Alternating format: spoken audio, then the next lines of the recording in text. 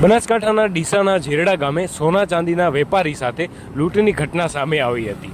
ગઈકાલે રાત્રે ઝેરડા ગામે આવેલી સોના ચાંદીની દુકાન વધાવી પરત ઘરે જઈ રહેલા સોના ચાંદીના વેપારીને લૂંટારુઓએ છરાના ઘા ઝીકીને વેપારી સાથે લૂંટ ચલાવી હતી અને વેપારી પાસે રહેલ સોના ચાંદીના દાગીના ભરેલો થેલો લઈ લૂંટારા રફુ ચક્કર થઈ ગયા હતા।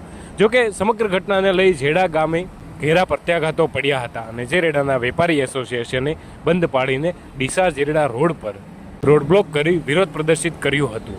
આરોપીઓને ઝડપવાની માંગ કરી હતી। જોકે બનાસકાંઠા પોલીસે પણ ઠેર ઠેર નાકાબંધી કરી અને ભીલડીના સોયલા ફાટક નજીકથી લૂંટ કરી અલ્ટો કારમાં મુદ્દામાલ સાથે જઈ રહેલા 3 આરોપીઓને મુદ્દામાલ સાથે દબોચી લીધા હતા। જોકે 3 આરોપીઓ ફરાર રહેતા પોલીસે હજુ પણ તપાસ હાથ ધરી છે।